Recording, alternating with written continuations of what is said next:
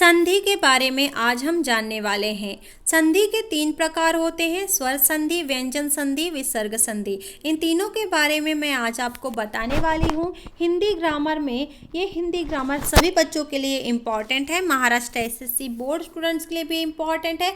हिंदी लोक Bharti text book से मैंने ये लिया है। आप हिंदी ग्रामर देख सकते हैं, हमारा प्लेलिस्ट में आपको ऑल हिंदी ग्रामर मिल जाएगा जो कि आपके बोर्ड एग्जाम में काम आएगा। ये वीडियो सभी बोर्ड स्टूडेंट्स के लिए एप्लीकेबल है। तो संधि भेद आज हम जानने वाले हैं, इसलिए मैं आप सभी का एक बार फिर फुल एजुकेशन सपोर्ट चैनल में आपका स्वागत करती हूँ। वीडियो को लाइक जरूर कर दीजिएगा, उससे मेरा मेरा मनोबल बढ़ता रहेगा। और अब बात करते हैं संधि के भेद के बारे में। पहले पद का अंतिम वर्ण या स्वर तथा दूसरे पद का प्रथम वर्ण या स्वर, इन दोनों के मेल से होने वाले परिवर्तन को संधि कहते हैं। संधि के 3 प्रकार होते हैं।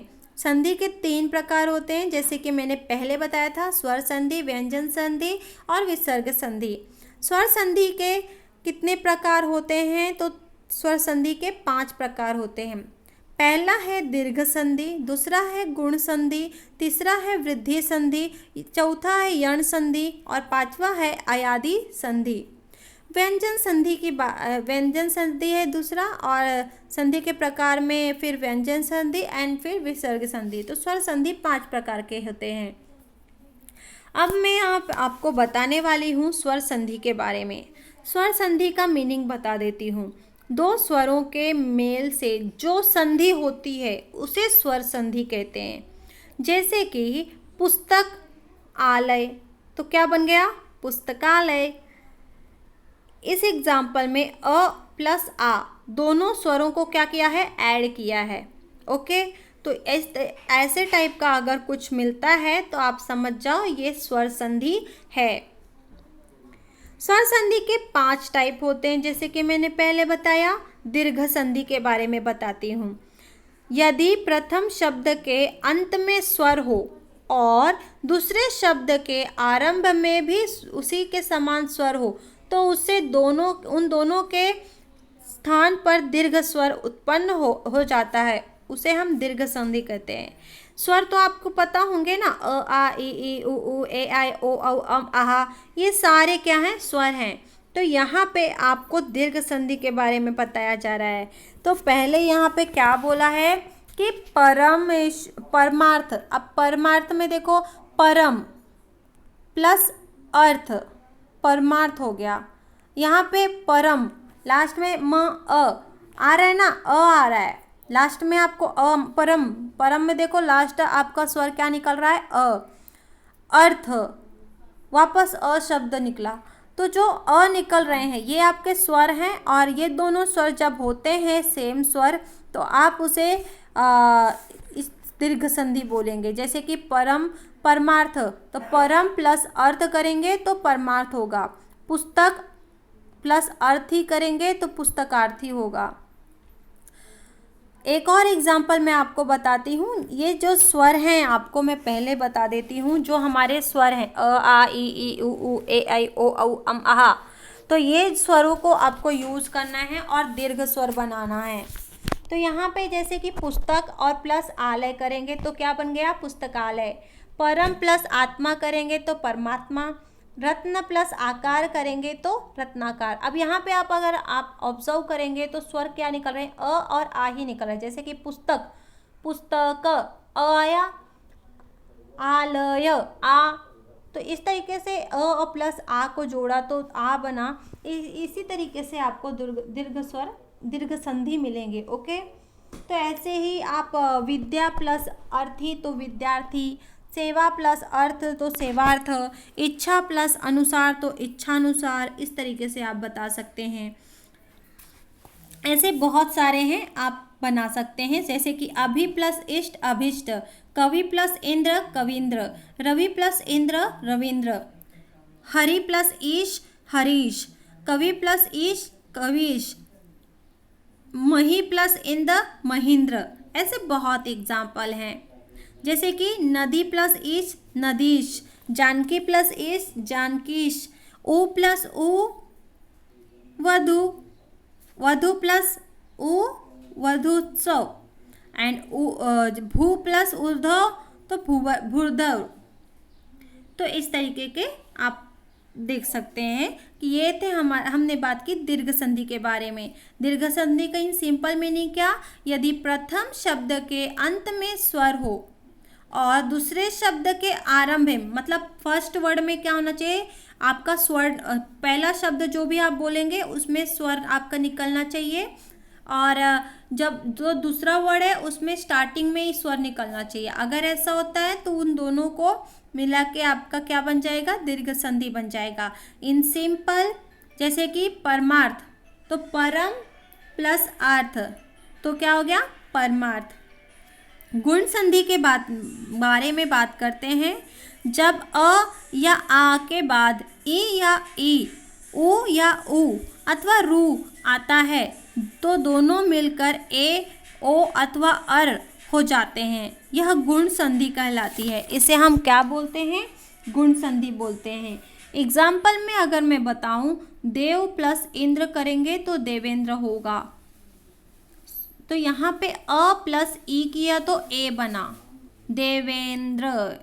तो इस तरीके से आपको बनाना है।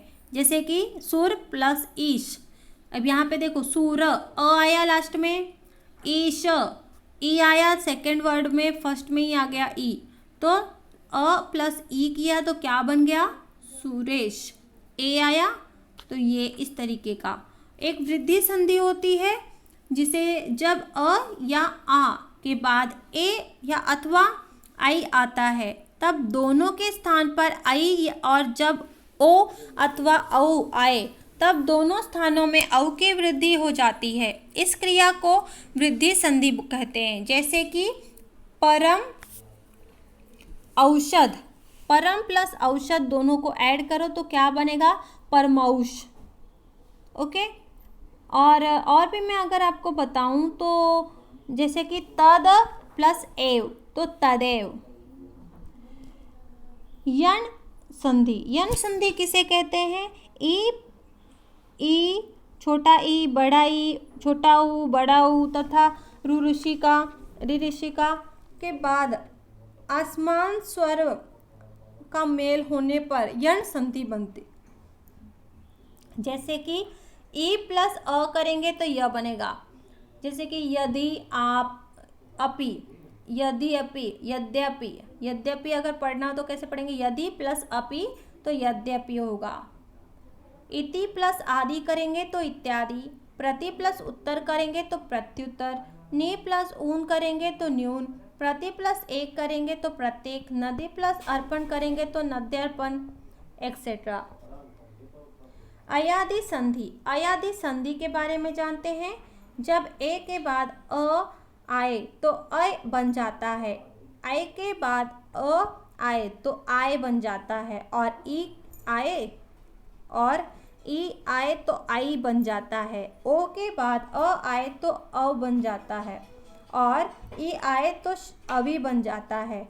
औ के बाद अ आए तो आओ बन जाता है, तथा ई आए तो आवी या फिर ऊ आए तो आऊ बन जाता है। इस प्रकार की क्रिया जिसे हम अयादि संधि कहते हैं। जैसे कि ने प्लस अन तो क्या हो गया, नयन। पो प्लस इत्र करेंगे तो पवित्र, या फिर नय प्लस अक करेंगे तो नायक। खो प्लस ई करेंगे इश तो खवीश। इस तरीके का। व्यंजन संधि भी कहते हैं। व्यंजन संधि मतलब जिन दो वर्णों में संधि होती है उनमें व्यंजन के साथ स्वर या व्यंजन मिलता हो, उसे व्यंजन संधि कहते हैं। जैसे कि तत् प्लस इच्छा तदिच्छा, वाक प्लस ईश वागीश, दिक् प्लस विजय दिग्विजय, सत प्लस आचार सदाचार, सत प्लस जन सज्जन, उत्स प्लस श्वास उच्छ्वास, वहत प्लस रथ वृहद्रथ। तो इस तरीके के हमने संधि के बारे में जाना। तो ये संधि का आपको वीडियो कैसा लगा, आपको समझा कि नहीं समझा, आप मुझे ज़रूर कमेंट करिएगा। अब एक और चीज़ संधि रह गई, वो है विसर्ग संधि। उसके बारे में भी मैं आपको बता देती हूँ। जिस संधि में विसर्ग के साथ स्वर अथवा व्यंजन मिलता है उसे विसर्ग संधि कहते हैं। जैसे कि आहा, आहा देखा है आपने, आहा, आहा में देखो दो टिम्बर रहते हैं, ओके। तो रजह कर्ण प्लस कर्ण, तो रजह कर्ण, मनः प्लस ज मनोज, निह प्लस ठुर निष्ठुर, इस तरीके के दुह प्लस कर्म दुष्कर्म, नेहि प्लस गुण निर्गुण, मनः प्लस गत तो मनोगत, इस तरीके के जो आते हैं उन्हें हम विसर्ग संधि कहते हैं।